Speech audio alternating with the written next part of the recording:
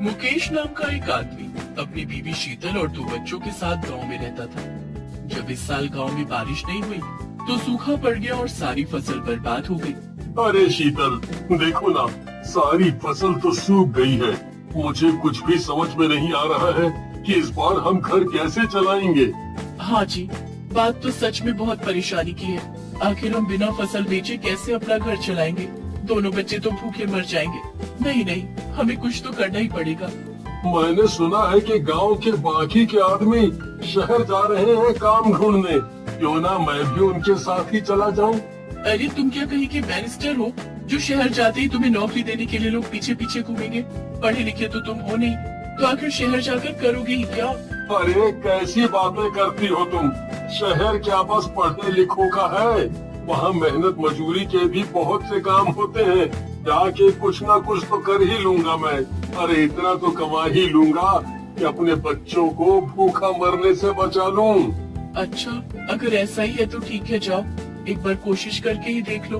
अगले दिन मुकेश अपना सामान बांध के शहर की तरफ निकल पड़ता है। शहर पहुंचकर वो कुछ दिन तो रेलवे स्टेशन पर ही सोता है क्योंकि उसे कोई काम ही नहीं मिल पाता। पर एक दिन एक आदमी उसे मिलता है।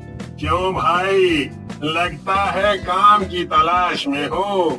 हाँ भैया, बड़ा परेशान हूँ। कुछ भी काम हो अगर आपकी नजर में तो मुझे बता दो। अच्छा, तो कुछ भी काम करने को तैयार हो? अरे अरे भैया, कुछ भी मतलब ईमानदारी का काम करूँगा, कोई गलत काम नहीं करूँगा। अरे हाँ हाँ, बिल्कुल ईमानदारी का काम है, चलो मेरे साथ। फिर वो आदमी मुकेश को लेकर एक बड़ी सी बिल्डिंग के पास जाता है। देखो, ये एक बहुत पुरानी बिल्डिंग है। कुछ ही दिनों में इसे गिराकर यहाँ एक बड़ा सा मॉल बनाया जाएगा। तो जब तक इसे गिराया नहीं जाता, तुम्हें यहाँ ही देखभाल करनी है। और हाँ, ज्यादा सवाल जवाब नहीं करने हैं। और यहाँ किसी से बातचीत तो बिल्कुल भी नहीं करनी है। बस खाली चौकीदारी करनी है। अरे हाँ हाँ भैया, आप एकदम बेफिक्र हो जाइए, मैं अच्छे से संभाल लूंगा सब। फिर अगले ही दिन से मुकेश काम पर लग जाता है। दिन भर वो आराम से बिल्डिंग की चौकीदारी करता है और रात को वहीं अपना डेरा डालकर सोने की तैयारी करता है। जैसे ही वो सोने वाला था, उसकी आंख अचानक से किसी की आहट से खुल जाती है। अरे ये किसकी आहट है? यहाँ तो दूर दूर तक कोई नहीं आता जाता। तभी मुकेश को एक बहुत ही मनमोहक औरत अपनी तरफ आते हुए दिखाई देती है।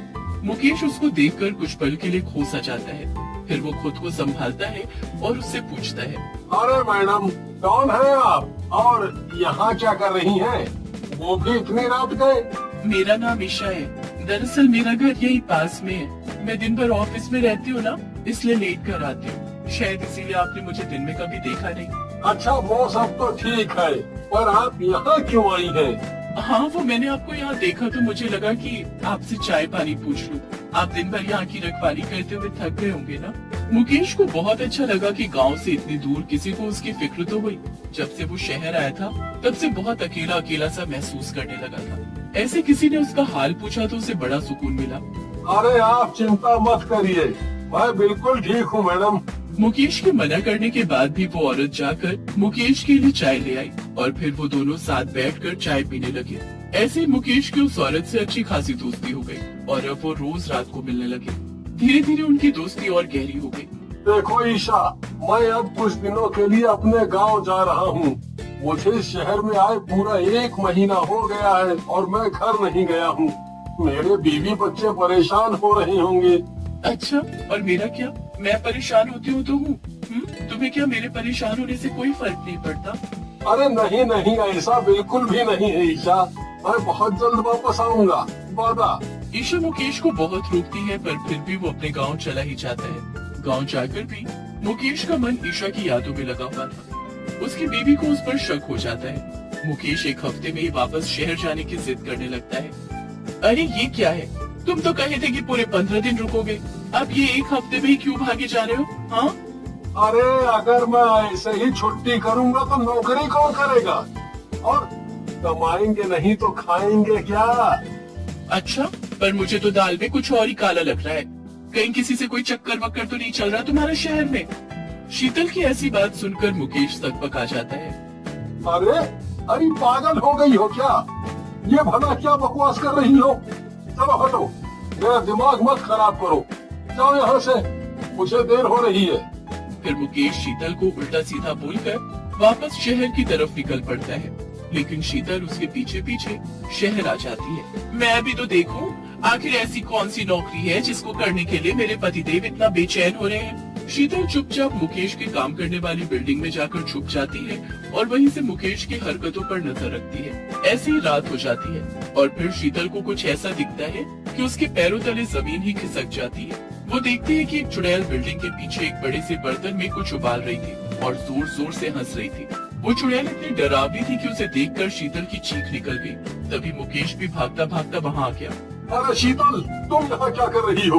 हाय राम राम राम राम राम, ये क्या देख लिया मैंने? अरे उधर तो देखो, कितनी भयानक चुड़ैल खड़ी है सामने।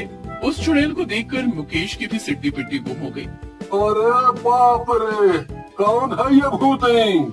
अरे मैं क्या जानू, तुम करते हो इस भूतिया बिल्डिंग में काम। तुम बताओ कौन है ये? मैं तो यहाँ तुम पर नजर रखने आई थी कि कहीं तुम्हारा किसी से चक्कर वक्कर तो नहीं चल रहा। अरे तब तो बिल्कुल सही जगह आई है, क्योंकि इसका चक्कर तो मुझसे ही चल रहा है। क्या? हे भगवान, अरे पागल आदमी, तुमने भूतनी से चक्कर चला लिया। अरे तुम्हारा दिमाग खराब हो गया है क्या? क्या मैं पागल हो गया हूँ जो ऐसा करूँगा? अरे नहीं मुकेश, मैं वही हूँ, तुम्हारी ईशा, जिससे तुम रोज रात देर तक बातें करते थे। क्या?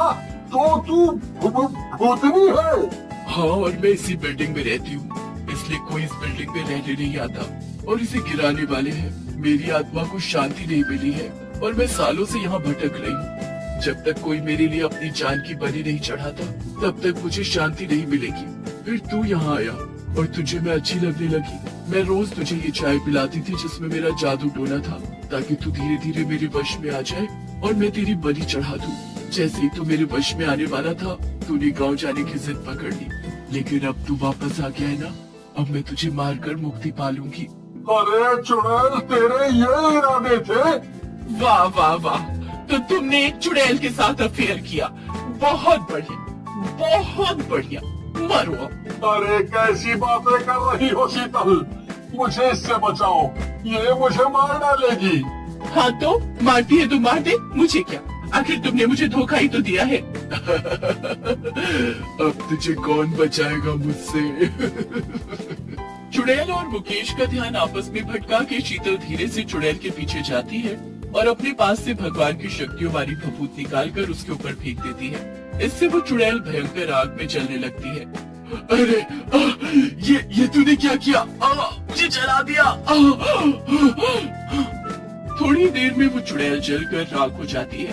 अरे ये तुमने कैसे किया शीतल? अरे ये पूजा की भभूत तो मैं इसलिए लेकर आई थी कि इससे तुम्हारी सब बुरी शक्तियों से रक्षा होगी, लेकिन मैंने नहीं सोचा था कि ये इस चुड़ैल को मारने के काम आ जाएगी। मुझे माफ कर दो शीतल, मैंने अपनी जिंदगी का सबसे बड़ा सबक सीख लिया है। मैं अब ऐसी गलती दोबारा कभी नहीं करूँगा। हाँ। फिर शीतल मुकेश को माफ कर देती है और वो लोग खुशी खुशी एक नई जिंदगी जीने लगते हैं।